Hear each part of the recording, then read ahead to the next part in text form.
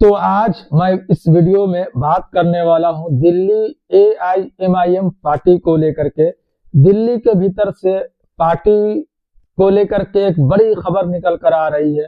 Party के जो candidate जो उम्मीदवार बनाए गए हैं ओखला विधानसभा से और मुस्तफाबाद विधानसभा के भीतर से, जैसे कि ताहिर हुसैन को बनाया गया है मुस्तफाबाद के भीतर से और ओखला से बनाया गया है शफाउर रहमान खान को।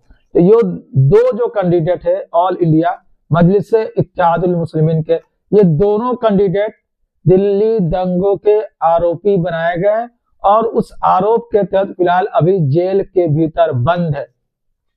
लेकिन एमआईएम पार्टी ने इन दोनों को इस बार टिकट दिया और उन्होंने कहा, बैरिस्टर असदुद्दीन ओवैसी साहब, इम्तियाज जलील साहब और शोएब जामी साहब ने कहा कि गलत साबित करने का हमको समय है कि जो इनके ऊपर इल्जाम लगाए गए हैं और जो इल्जाम लगा करके जेल के भीतर डालने का काम किया गया है वो कहीं ना कहीं गलत किया जा रहा है। इसे हमको सही साबित करना है कि सरकार की तरफ से गलत काम किया जा रहा है, खास तौर से मुसलमानों को लेकर के।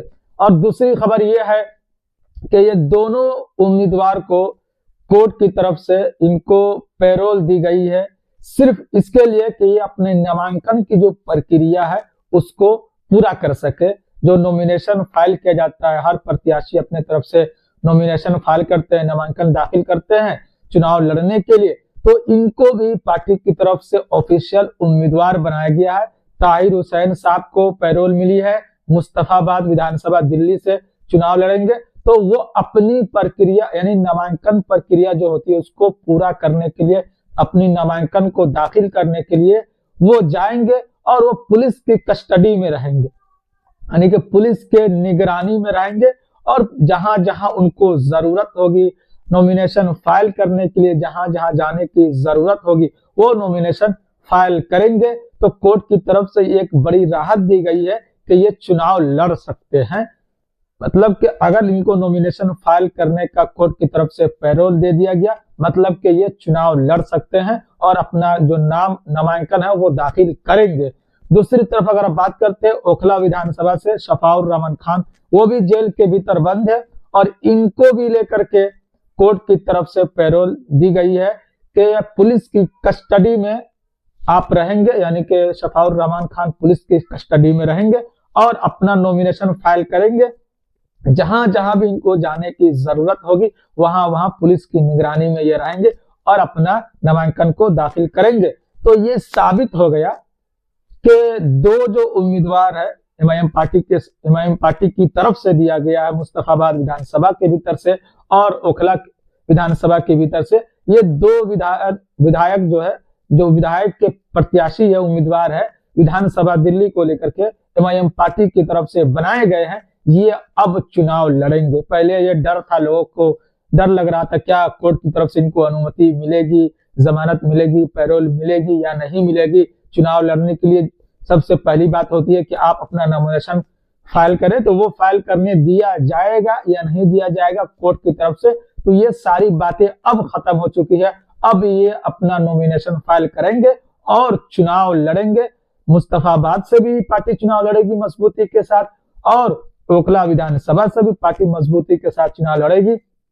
तो ये एक अच्छी खबर एमआईएम पार्टी के लिए भी, एमआईएम पार्टी के चाहने वालों के लिए है।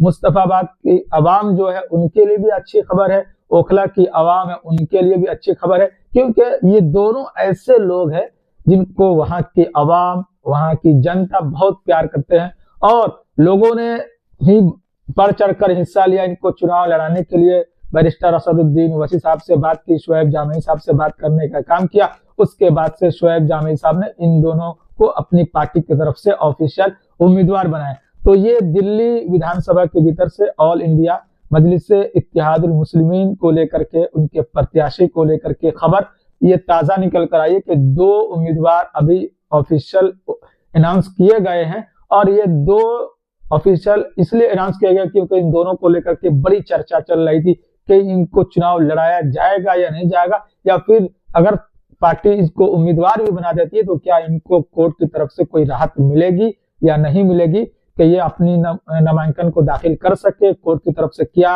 आती है, क्या आदेश आता है कि इनको चुनाव लड़ने का अधिकार है या नहीं है।